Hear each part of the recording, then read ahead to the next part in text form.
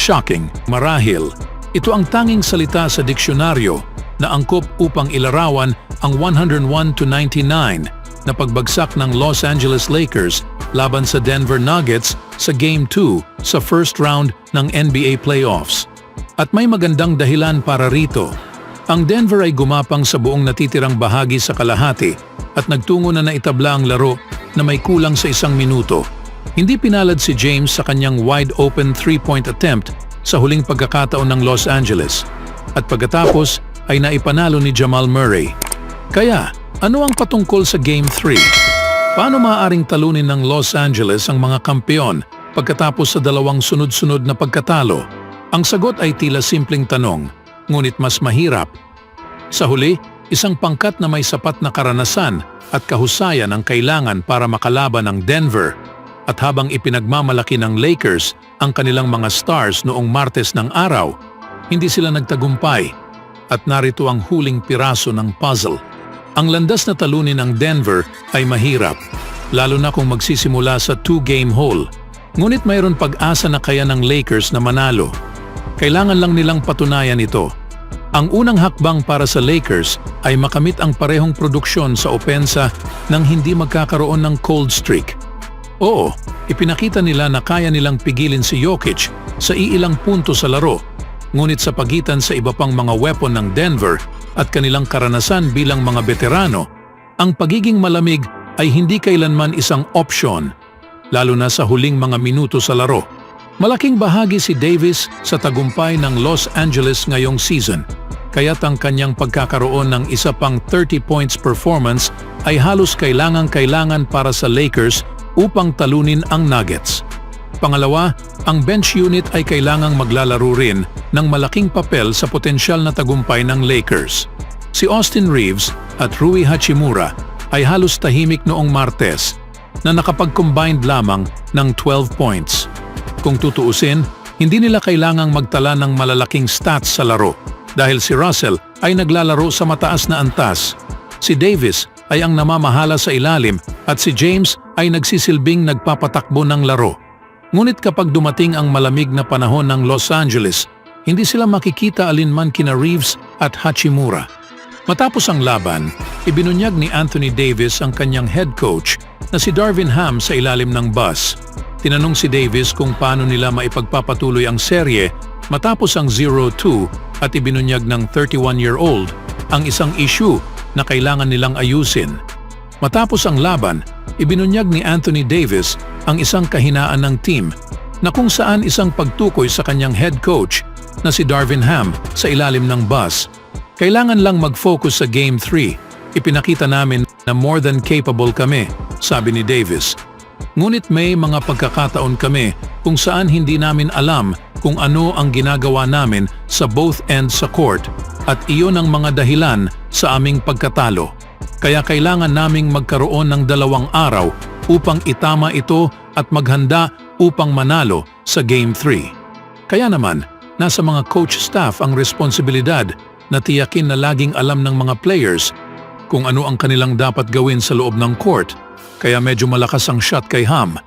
Para sabihin ni Davis na may mga sandali sa loob ng laro kung saan hindi nila alam kung ano ang kanilang dapat gawin, ay medyo nakakabahala.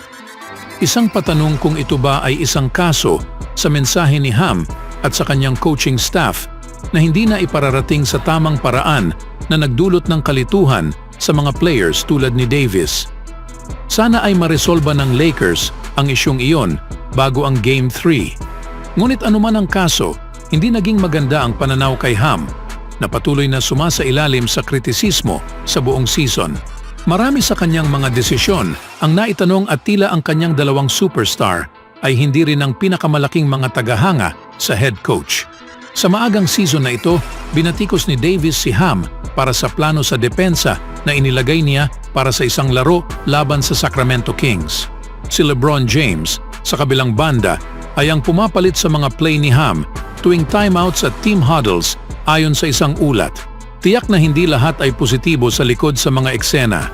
Mismong si Darvin Ham na nagsasabing hindi siya sigurado kung paano pigilin si Nikola Jokic, samantalang si Murray ay nagdulot ng maraming sakit ng ulo sa Lakers sa kanilang consecutive losses Ang kanyang co-star na si Nikola Jokic naman ay naging mas malaking problema.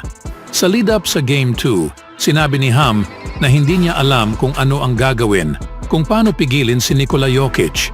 Wala pang coach sa NBA ang nakahanap ng paraan upang limitahan si Jokic, kaya hindi ito isang suntok laban kay Ham.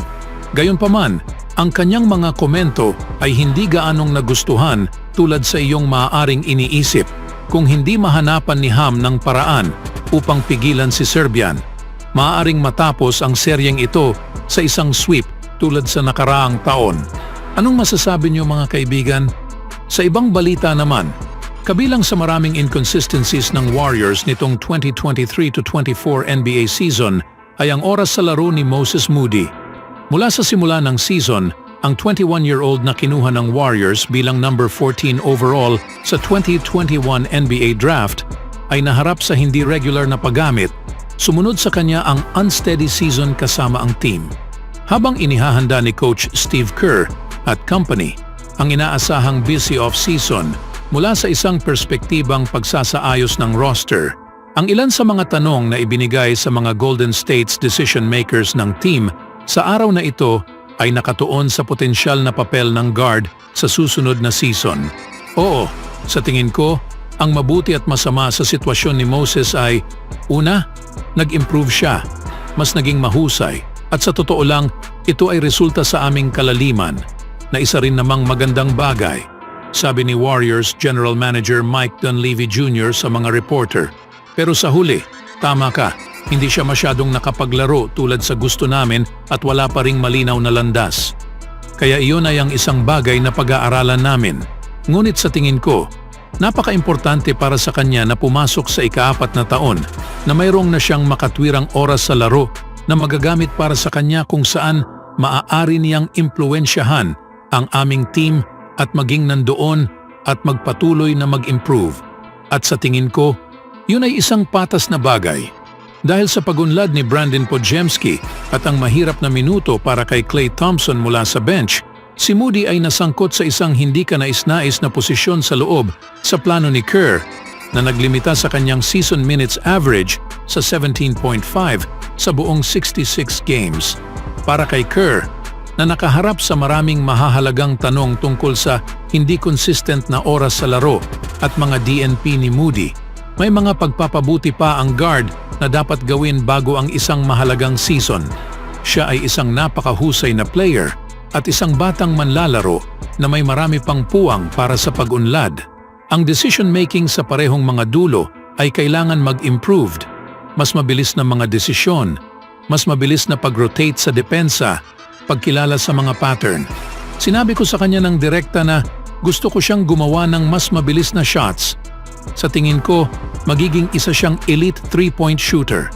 Oo, sa tingin ko, malaking taon para kay Moses ang susunod na season. Dagdag ni Kerr, gusto ko siyang gamitin ng mas madalas. Pero kapag tiningnan mo ang roster, hey, maraming tao at hindi namin palagi siyang mabigyan ng pagkakataon na makalaro. Laging tinitingnan namin ang mga kombinasyon. Ngunit may isang bagay na tiyak, si Moody ay magkakaroon na sa kanyang patas na bahagi sa mga pagkakataon upang baguhin ang kanyang inconsistencies role na kung saan magiging malaking bahagi siya sa paparating na 2024-25 season para sa Golden State. Ano sa tingin niyo mga kaibigan?